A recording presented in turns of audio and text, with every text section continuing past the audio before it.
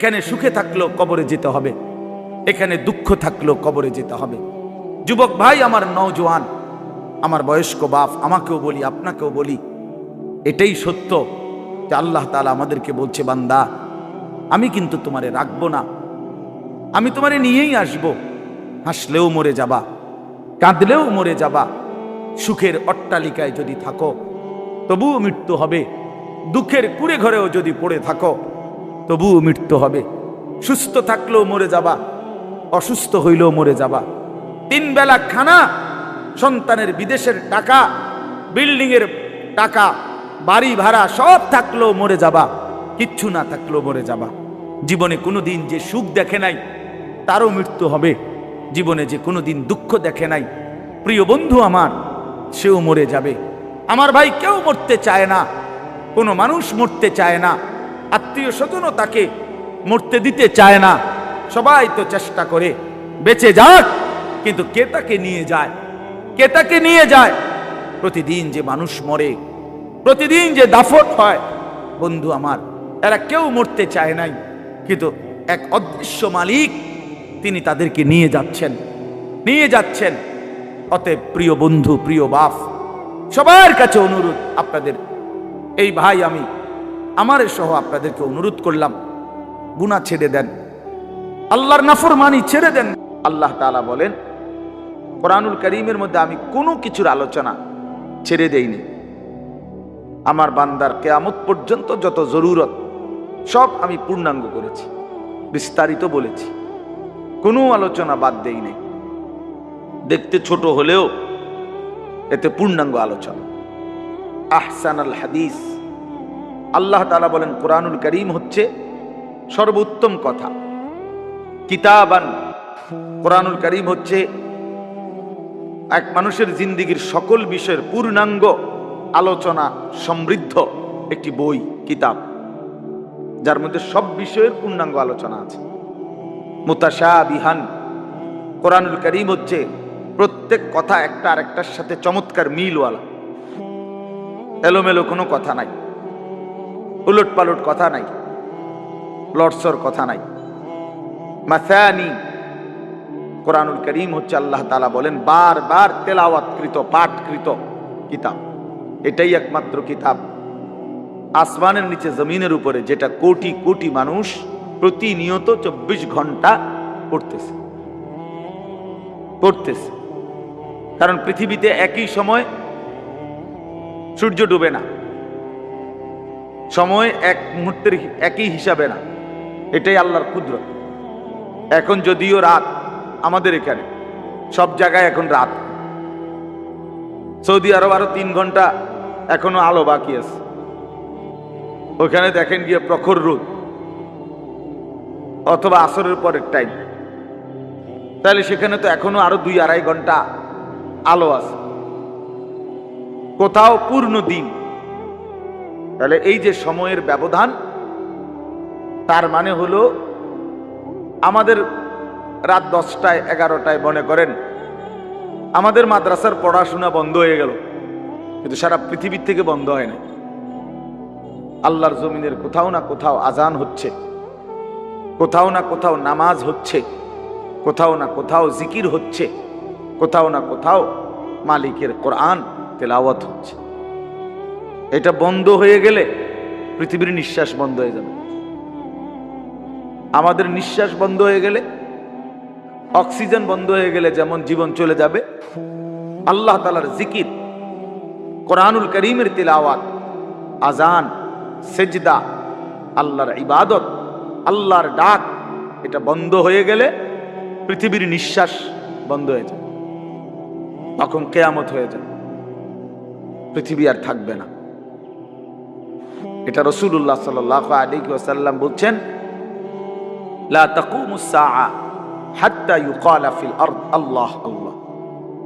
ততক্ষণ পর্যন্ত কিয়ামত হবে না যতক্ষণ পর্যন্ত জমিনে আল্লাহ আল্লাহ উচ্চারণ হবে। তাহলে বোঝা গেল এই আসমান ও জমিনের স্থায়িত্ব আল্লাহ পাকের নামের উপর, আল্লাহর কালামের তেলাওয়াতের উপর, আল্লাহ তাআলার জিকিরের উপরে। ওই ছেলে, জলদি করো, জলদি 1 মিনিটে শেষ করো। সদর বদর করতেছো কোন সময় ধরে? বলো না কেন রেদওয়ান, এগুলো এতক্ষণ কি করো তোমরা? ফটর মটর করতে আছে এখন।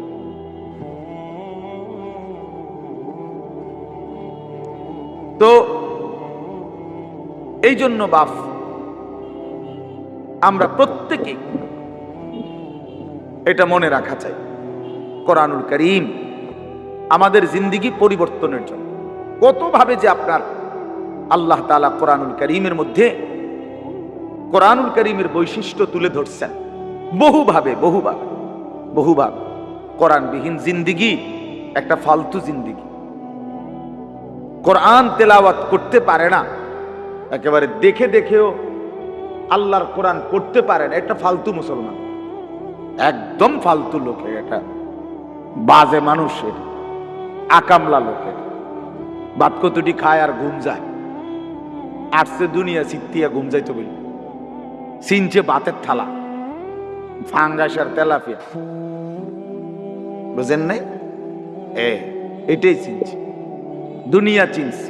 ভাত, মাছ, বিল্ডিং, ঘর, দালান, পেশাব পায়খানা, যৌন চাহিদা পূরণ, জিফুত লইয়া কাবজাব, খালাস, এটাই মনে করছে সে জীবন। অথচ এইটা কাফের মুশরিকদেরও জীবন, এটা জন্তু জানোয়ারেরও জীবন। সমস্ত বেঈমানও এই খাদ্য পানীয়, আহার, নিদ্রা, কামাই রোজগারি, যৌন চাহিদা পূরণ, পেশাব পায়খানা, ঘুম ইত্যাদি নিয়েই ব্যস্ত। জন্তু জানোয়ারও এগুলো পূরণ নিয়ে ব্যস্ত। তা আমি যে মুসলমান, আমার আলাদা বিশেষত্ব কি? আমার আলাদা গুণাগুণ কি? ভাত খানার নাম নি মুসলমান, বলেন? ঘুম যাওয়ার নাম নি মুসলমান। তো তাইলে বিল্ডিং করছেন আপনি, আমি একটা বিরাট মুসলমান হুজুর, আল্লাহর রহমতে 6 তলা বিল্ডিং করছি। আপনি 6 তলা বিল্ডিং করছেন? এই 4 তলা, 6 তলা, 10 তলা এই সমস্ত বিল্ডিং আমাদের বাংলাদেশে যেগুলো, ইউরোপ, আমেরিকা, এগুলো তো গণা তো ধরেন, তো গরু গরু মনে করেন, এগুলোর তো তারা গরু গরু মনে করেন। আমার একজন পরিচিত আছে, জাপানের থাকে, উনি আমার বলতেছে, হুজুর আপনারা যে সমস্ত প্রাইভেট কারে চলেন, এগুলা দিয়ে আমাকে জাপানে ছাগল টানে, ছাগল টানে। তো এইখানে এগুলাতে আমি যদি বলি, মিয়া চিনেন কত বড় বক্তা, প্রাইভেট কার দিয়ে আসছি, খামখেয়ালি মনে করছেন মিয়া? তো এইটা কি আসলে? প্রাইভেট কার দিয়ে আলি কি, সে প্রাইভেট কার দিয়ে তো ছাগল টানে। তার মানে এখানে আহামরি কিছুই না, কিছুই না। এজন্য বাপ, মুসলমানের সন্তান আমরা, আমি একজন মুসলমান আজ এত বছর ধরে, অথচ আমি আমার মালিকের কোরআন পড়তে পারি না, আমার মালিকের নামটাই সুন্দর করে নিতে পারি না, আমার রসুলের শেখানো একটা দোয়া মুখস্থ বলতে পারি না। এর চাইতে দুর্ভাগ্য, বদনসিব আর কি হতে পারে? এর চাইতে ফালতু জীবন আর কি? যে তার মালিকের নামটাই নিতে পারে না, যে তার মালিকের কিতাবই পড়তে পারে না, যে রাসূলুল্লাহ সাল্লাল্লাহু আলাইহি ওয়াসাল্লামের শেখানো দোয়াই পড়তে পারে না, যার কলিজার ভিতরে আল্লাহর কোরআনই নাই, তার জীবনটা একেবারে একটা বেহুদা জীবন। একেবারে পরিষ্কার হাদিস, রাসূলুল্লাহ সাল্লাল্লাহু আলাইহি ওয়াসাল্লাম বলেন, ইন্নাল্লাযী লাইসা ফি জাওফিহি শাইউম মিনাল কোরআন কাল বাইতিল খারিব। নবী সাল্লাল্লাহু আলাইহি ওয়াসাল্লাম বলেন, যার অন্তরের মধ্যে আল্লাহর কোরআন নাই কিছু পরিমাণ, তো সে একটা বিরান ঘরের মতো, সারা বাড়ি আলগা বাড়ি, যে বাড়িতে মানুষ থাকে না, কুকুর বিড়াল থাকে, গরু ছাগল থাকে, যেই বাড়িতে সাপ বিচ্ছু থাকে, এখন আর মানুষ থাকে না, মানে বিরান ঘর, এটা ফেলে দিছে আর কি। এই ঘরে ওনার এরা নতুন ঘর বাইন্দা মনে করেন চলে আসছে, এখন ওই পুরান ঘর যেটা আলগা পড়ে আছে, এটার মধ্যে এখন আর মানুষ কেউ থাকে না, তো এটার মধ্যে আপনার কুকুর বিড়াল থাকে, সাপ বিচ্ছু থাকে, এই সমস্ত পোকামাকড় থাকে। এইটারে কয় বাইতুল খারিব, বিরান ঘর, সারা বাড়ি। আপনারা কি কোন আমি জানি না, আপনাদের অঞ্চলে কি বলে কোন? সারা বাড়ি বুঝছেন তো কথা, এটা না হতো সারছে বুঝলেই। এই সারা বাড়ি রাসূলুল্লাহ সাল্লাল্লাহু আলাইহি সাল্লাম বলেন, যেই দিলে আল্লাহর কোরআন নাই ওইটা গরু ছাগলের ঘর, ওখানে মানুষ থাকে না। সেই দিলে মানুষ থাকে না, জন্তু জানোয়ার থাকে, সাপ বিচ্ছু থাকে। সেই দিলের মধ্যে চতুষ্পদ জন্তু জানোয়ার থাকে, মানুষ থাকে না। এই জন্য কোরআনুল কারীম বিহীন মানুষ হয় না, কোনো সিস্টেম নেই। সেজদা বিহীন মানুষ হয় না। যার মধ্যে সেজদা নাই ওই মানুষ না। সুদা ও মানুষ, উলাইকা কাল আনআম, সে চতুষ্পদ জন্তু অথবা তার চাইতে নিকৃষ্ট, মানে অথবা তার কোনো পরিচয়ই নেই।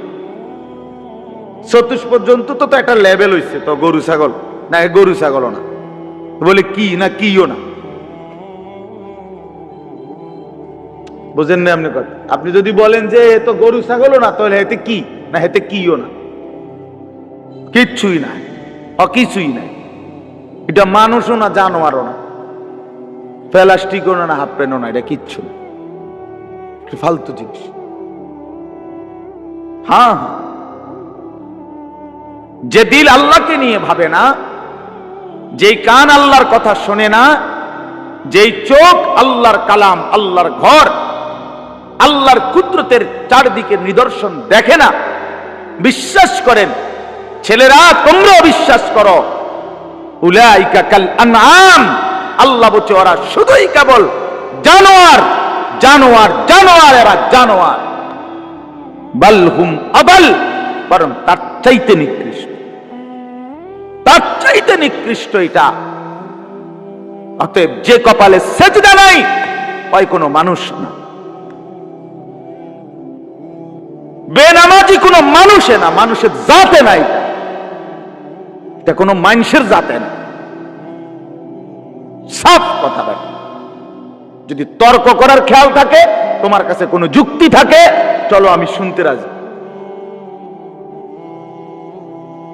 বলো, তুমি যুক্তি দাও যে হুজুর আমার কাছে যুক্তি আছে, হ্যাঁ বলো। জীববিজ্ঞান পদার্থ বিজ্ঞানের দৃষ্টিতেই বুঝায় দাও। এই জন্য আল্লাহর কোরআন বলছেন, আল্লাহ নবী সাল্লাল্লাহু আলাইহি ওয়াসাল্লামকে আল্লাহ তাআলা বলছে, বন্ধু মনের ইচ্ছা মতো চলে, আমার হুকুম আপনার তরিকা বিহীন যে চলে, আমি আল্লাহ বলে দিলাম আপনাকে, আমি কিন্তু তার কোনো দায়িত্ব নেব না, আমনে পারলে নিয়েন। জানে এর চাইতে সাংঘাতিক কথা কি হইতে পারে? নবীজিকে আল্লাহ বলছে, আমনের মনে করলে আপনি নিয়েন তার দায়িত্ব, তাকে আমি নাই, এমন অসভ্যের লগে আমি নাই। আরাআইতা মান ইত্তাখাযা ইলাহাহু হাওয়াহু আফা আনতা তাকুনু আলাইহি ওয়াকিলা। এই যে সরাসরি কোরআনের আয়াত, আল্লাহ বলে, বন্ধু যে তার মনের ইচ্ছা খেয়াল খুশি, আমার মনে যা চাই আমি তাই করব, কিসের হালাল কিসের হারাম, কিসের পাক কিসের নাফাক, কিসের জায়েজ কিসের না জায়েজ, আমার বোনও দেখবো, মানুষের বেডিও দেখবো, আমার নিজের স্ত্রীকেও দেখবো, মানুষের বেডিরও দেখবো, নিজের মাকেও দেখবো, মানুষের মহিলাকেও দেখবো, সব, কোনো হালাল হারাম কিছু নাই, কোনো পাক নাফাকের কিছু নাই। মুতে ধরছে, মুত্তা লাইলাম, সেন্টান দিয়ে হাঁটা ধরলাম, আরে ভাই তুমি তো নাপাক হয়ে যাবে, ধরো বেটা নাফাক কি, আবার মুতে ধরছে, মুত্তা লাইছি, আবার নাফাক। এই যে জীবন, পাক নাফাক, হালাল হারাম, জায়েজ না জায়েজ, বৈধ অবৈধ, এর কোনো হিসাব কিতাব যার মধ্যে নাই ভাইয়া, আল্লাহ তাআলা বলে, বন্ধু এ তো নিজের ইচ্ছা নিজের মনের চাহিদাকেই খোদা বানাইছে, তার আলাদা কোনো খোদা নাই। যদি আলাদা কোনো আল্লাহ থাকতো তো সে তো তাকেই মানত, তার কথাতে সে হালাল হারাম নির্ণয় করত, উচিত অনুচিত বুঝতো, সে তো বুঝলো না, মানলো না। কাজেই আমি আপনাকে জানতে চাই, নবীজিকে আল্লাহ বলতেছে, আমি আপনার কাছে জানতে চাই বন্ধু, মনের ইচ্ছা মনের স্বাধীনভাবে যে চলে, আফা আনতা তাকুনু আলাইহি ওয়াকিলা, আপনি কি তার ওয়াকিল, আপনি তার অভিভাবক, আপনি তার জিম্মাদারি নেবেন? নবী জিজ্ঞেস করে, আল্লাহ জিজ্ঞেস করছে নবীজি, নিবিন্নি আমনে কোন? আমি নেব না, আমনে নিবিন্নি কোন? এখন নবীজি সাল্লাল্লাহু আলাইহি ওয়াসাল্লাম কি বলবে? হ আল্লাহ, আমনে যেটা নিতেন না আমি এটা নিব। কথা বলে, সবাই বলেন এ যুক্তি হয় এটা? বলো ভাইয়া। আফা আনতা তাকুনু আলাইহি ওয়াকিলা, আপনি তার দায়িত্ব নেবেন? তো নিশ্চয়ই নবীজি বলবে, অসম্ভব মাওলা, আপনাকে নারাজ করে তো আমি গোটা পৃথিবীও চাই না, আপনাকে হারালে আমার আর থাকলো কি? হ্যাঁ, তো এরপরে আল্লাহ তাআলা বলেন, আম তাহসাবু আন্না আকসারাহুম ইয়াসমাউনা আও ইয়াকিলুন, আপনি হয়তো ভাবতে পারেন, নবীজিকে আল্লাহ বলতেছে, এই নাফরমানগুলো কিছু শুনে অথবা কিছু বুঝে। আল্লাহ বলতেছে নবীজি, আপনি হয়তো মনে করতে পারেন এই বেঈমান নাফরমান পাপীগুলো কিছু বুঝে, কিছু মনো শুনে অথবা কিছু ভাবে। আল্লাহ বলে না, আমি বলতেছি, এবার শুনেন। আল্লাহ বলে, বন্ধু আমি বলতেছি, ইনহুম ইল্লা কাল আনআম, এদের পরিচয় আর কিছুই নয়, শুধুই জানোয়ার, শুধুই জানোয়ার, শুধুই জানোয়ার।